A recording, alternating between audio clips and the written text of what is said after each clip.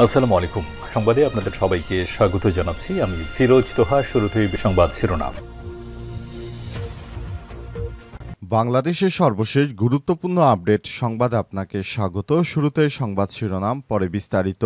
প্রথমে জানাবো ইসলামী আন্দোলন বাংলাদেশের ৩ দিনের নতুন কর্মসূচি ঘোষণা। পেয়ার পদ্ধতিতে নির্বাচন সহ ৫ দফা দাবিতে ৩ দিনের নতুন কর্মসূচি ঘোষণা করেছে ইসলামী আন্দোলন বাংলাদেশ, জামাত ইসলাম, হেফাজতে ইসলাম সহ বিভিন্ন ইসলামিক দলগুলো। কর্মসূচির আওতায় আগামী ১৮ সেপ্টেম্বর ঢাকায়, ১৯ সেপ্টেম্বর বিভাগীয় শহরে এবং ২৬ সেপ্টেম্বর জেলা উপজেলা পর্যায়ে বিক্ষোভ মিছিল অনুষ্ঠিত হবে। এরপর জানাবো, কোনো জোট বা যুগপৎ আন্দোলনে যাবে না এনসিপি, বলেন জাবেদ রাশিন। জাতীয় নাগরিক পার্টি এনসিপি কোনো জোট কিংবা যুগপৎ আন্দোলনে যাবে না বলে জানিয়েছেন দলটির যুগ্ম আহ্বায়ক জাবেদ রাশিন। আজ গণতন্ত্র দিবস উপলক্ষে জাতীয় যুব শক্তি আয়োজিত সেমিনারে বক্তব্যকালে এই তথ্য জানান তিনি। এদিকে বাগেরহাটে হরতাল প্রত্যাহার করে ইসি কার্যালয়ের সামনে অবস্থান। বাগেরহাটের সংসদীয় আসন ফিরে দেওয়ার দাবিতে ঘোষিত ২ দিনের আধাবেলা হরতাল প্রত্যাহার করেছে সর্বদলীয় সম্মিলিত কমিটি। এর পরিবর্তে ১৬ সেপ্টেম্বর সকাল ৯টা থেকে দুপুর ১টা পর্যন্ত জেলার প্রতিটি নির্বাচনী অফিসের সামনে অবস্থান কর্মসূচি পালন করছে সংগঠনটির নেতাকর্মীরা। এবারে জানাবো, চিকিৎসার জন্য সিঙ্গাপুরে গেলেন স্বাস্থ্য উপদেষ্টা নূরজাহান বেগম। আজ একটি ফ্লাইটে তিনি সিঙ্গাপুরে যান। দেশে ফিরবেন ১৭ সেপ্টেম্বর দিবাগত রাতে। স্বাস্থ্য উপদেষ্টার একান্ত সচিব জানিয়েছেন বিষয়টি। জানা গেছে, স্বাস্থ্য উপদেষ্টা নূরজাহান বেগম ক্যান্সারের রোগী। তিনি প্রায় চিকিৎসা করাতে সিঙ্গাপুরে যান। এবং সর্বশেষ জানাবো, কাতারে হামলার পর দোহায় সম্মেলন, ইসরায়েলের বিরুদ্ধে কঠোর অবস্থানে আরব মুসলিম দেশগুলো। কাতারে ইসরায়েলি হামলার তীব্র নিন্দা জানিয়েছে আরব মুসলিম দেশগুলো। দোহায় ১৫ সেপ্টেম্বর অনুষ্ঠিত আরব ইসলামিক সম্মেলনের যৌথ ঘোষণায় এই হামলাকে আঞ্চলিক শান্তি এবং স্থিতিশীলতা নষ্টের জন্য দখলদার বাহিনীকে দায়ী করা হয়েছে। প্রিয় দর্শক, এতক্ষণ শুনছিলেন সংবাদ শিরোনাম, এবারে বিস্তারিত। তবে তার আগে বন্ধুরা, অনুরোধ থাকবে এই সংবাদটিতে একটি লাইক দিন।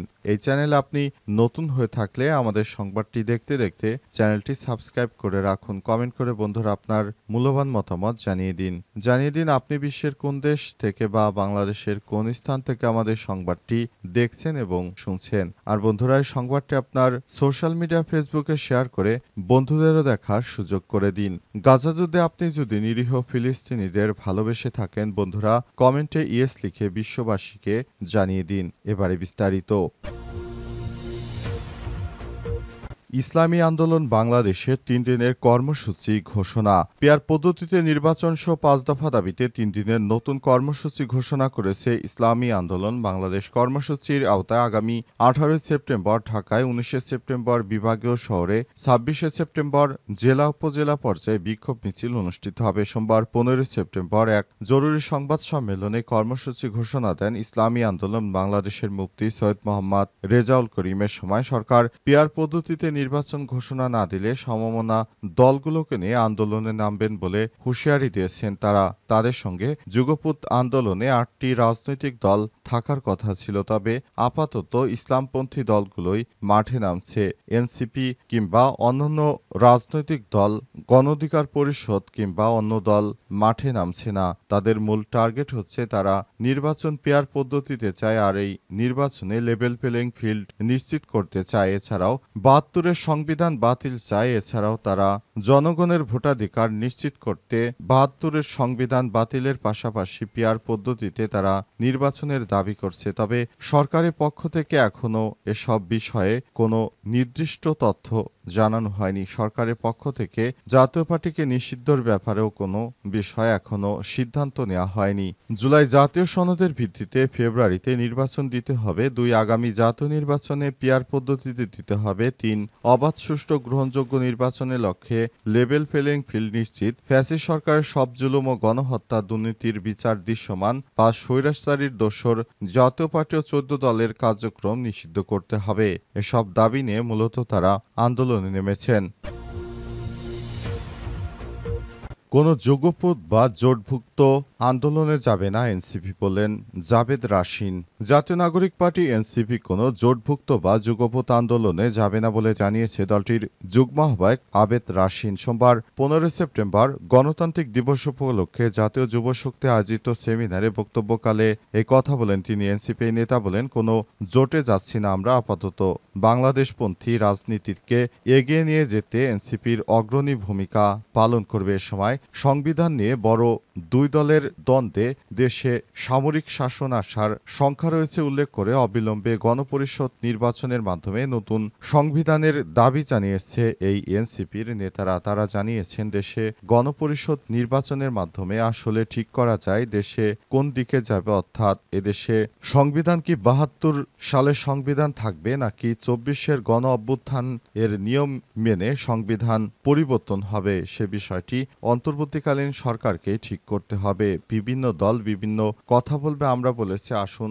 গণপরিষদ নির্বাচন, অর্থাৎ এমন একটি নির্বাচন দিন যেই নির্বাচনে সবাই তাদের মতামত জানাতে পারবে। এই নির্বাচনের মাধ্যমে যদি বাংলাদেশের সংবিধান 72-এর সংবিধান সবাই চায় তাহলে 72-এর সংবিধানই থাকবে, আর সবাই যদি ভোট দেয় যে না নতুন সংবিধান চাই তাহলে নতুন সংবিধান অনুযায়ী এবার নির্বাচন দিতে হবে, সে অনুযায়ী মাঠে নামবে এনসিপির নেতৃত্ববৃন্দরা। তবে তার আগে তারা কোনো ধরনের ফাঁদে পা দেবে না। সরকার বিভিন্ন সময় বিভিন্ন প্রতিশ্রুতি দিলেও বাস্তবায়ন তারা করছে না। এটি অত্যন্ত দুঃখজনক একটি ব্যাপার হয়ে দাঁড়িয়েছে বলে মন্তব্য করেছেন এনসিপির এই নেতারা।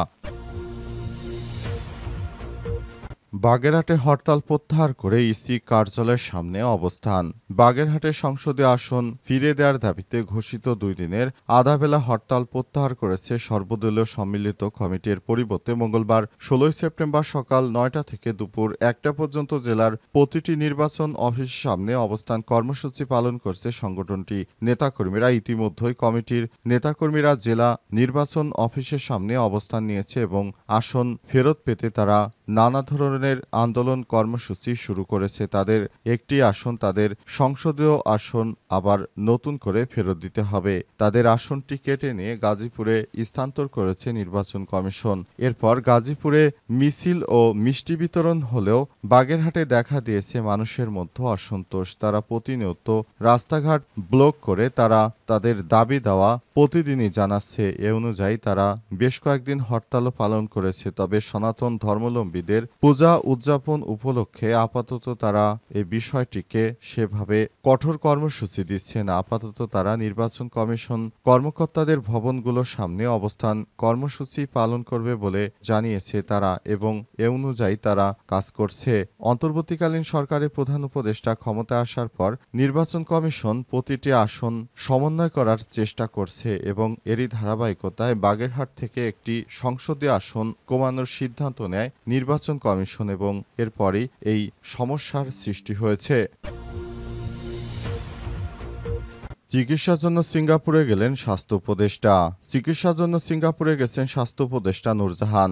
আজ দিবাগত রাতে ফ্লাইটে তিনি সিঙ্গাপুরে যান। দেশে ফিরবেন 17 সেপ্টেম্বর দিবাগত রাতে। স্বাস্থ্য উপদেষ্টার একান্ত সচিব ডক্টর মঞ্জুরুল ইসলাম সংবাদ মাধ্যমকে তথ্য নিশ্চিত করেন। জানা গেছে, স্বাস্থ্য উপদেষ্টা নূরজাহান ক্যান্সারের রোগী। তিনি প্রায় চিকিৎসা করাতে সিঙ্গাপুরে যান। ক্যান্সার অত্যন্ত মরণব্যাধি, এ কারণে অন্তর্বর্তীকালীন অনেকেই বলাবলি করছেন স্বাস্থ্য উপদেষ্টা তিনি সিঙ্গাপুরে চিকিৎসা নিচ্ছেন। দেশের তিনি স্বাস্থ্য উপদেষ্টা চিকিৎসার উন্নত কোনো কাজ না করে বরং তিনি নিজেই সিঙ্গাপুরে যাচ্ছেন। এর দ্বারা বোঝা যায় সাধারণ মানুষ তাহলে কিভাবে দেশে চিকিৎসা নেবে। তাদের উদ্দেশ্যে একটি কথা বলা হয়েছে, সেটা হচ্ছে স্বাস্থ্য উপদেষ্টা তিনি আসলে ক্যান্সার রোগে আক্রান্ত, আর তিনি স্বাস্থ্য উপদেষ্টা হওয়ার আগে তিনি নিয়মিত সিঙ্গাপুরে ফলো আপ চিকিৎসার জন্য যেতেন। সিঙ্গাপুরে যেহেতু যেতেন কারণ ক্যান্সারের এখনো পৃথিবীতে ওইরকম ভাবে ভালো কোনো ট্রিটমেন্ট পাওয়া যায় না, তাই তিনি সিঙ্গাপুরে গিয়েই তার